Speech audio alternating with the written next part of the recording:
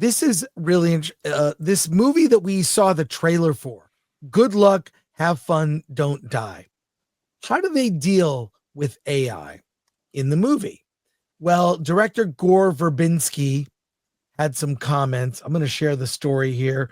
Alan, you've got the notes. Tell me what he has to say. Yes. I mean, exactly. I think, yeah. I'm excited. The movie looks like a commentary on what's coming. Seems very ahead of the curve. How do they deal with AI in the film? Well, Good Luck, Have Fun, Don't Die centers on a bleak warning. AI has wiped out the future. Sam Rockwell's time traveler returns to the present to stop the apocalypse, and he's already failed 117 times. Director Gore Verbinski, returning after a nearly decade away, chose the project because its script felt urgently relevant. It's important that this movie come out now. It's the most timely movie I've ever made, says Verbinski. He calls the film's title a mantra of surviving the AI age. Good luck, have fun, don't die. Verbinski sees AI as inevitable but frightening. It's inescapable. It's coming. It's inevitable. It's terrifying. His biggest frustration, AI is being used to replace human creativity, not solve real problems. Instead of curing cancer or taking us to Mars, it's going after storytellers, illustrations, writing your songs for you. He argues that AI is targeting its art because it was trained on human behavior, consumption, engagement, and preference, our user profile. Verbinski warns that AI threatens the fundamental human need to create. Why is it taking away the human? Why is it taking away the things that make us most fundamentally human? We need to sit around a campfire and tell each other stories. He jokes that soon you'll be able to request The Godfather with talking frogs, and AI will instantly generate a high-quality movie, but at the cost of human expression.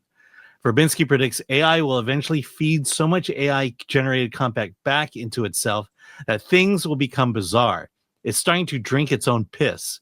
It's going to get surreal really quick. He even jokes about wanting an old pre-AI encyclopedia because we used to know this shit. Verbinski's film and his commentary treat AI not just as a sci-fi villain, but as a real accelerating threat to human creativity, identity, and culture. It sounds like this will be a fun action comedy that has some darker themes underneath. I have a mistrust of AI. I think ultimately, and I talked about this at the AFM indie film panel. I did that we just, posted this morning on our channel. Check that out. I think AI will evolve into a genre. It'll be like anime. There will be AI movies, yes, but you're going to walk in going, I know I'm about to see an AI movie. I choose to see this. And I do think AI will also be used as a tool for indie filmmakers to make movies that will replicate the kind of spectacle we see in Hollywood films.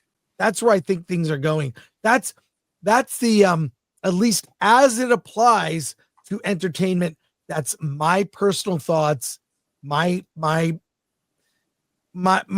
idea about where things are going, because at the end, you want the real human experience. So many of the best scenes in movies that you have seen, some of the greatest moments in films that you love, were an accident. Like, I can point to so many, like that.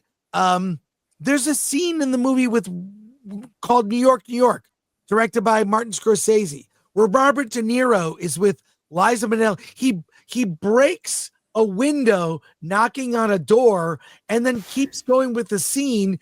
And he talks to the guy and says, I'm so sorry, I'll pay for the glass. Like, mistakes happen.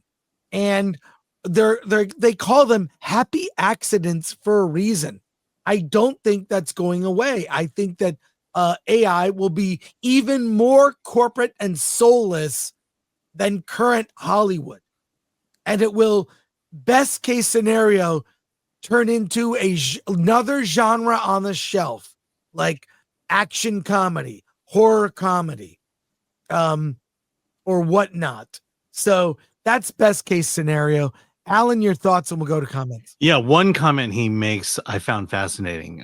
It says Verbinski predicts AI will eventually feed so much AI generated content back to itself that things will become bizarre. It's starting to drink its own piss.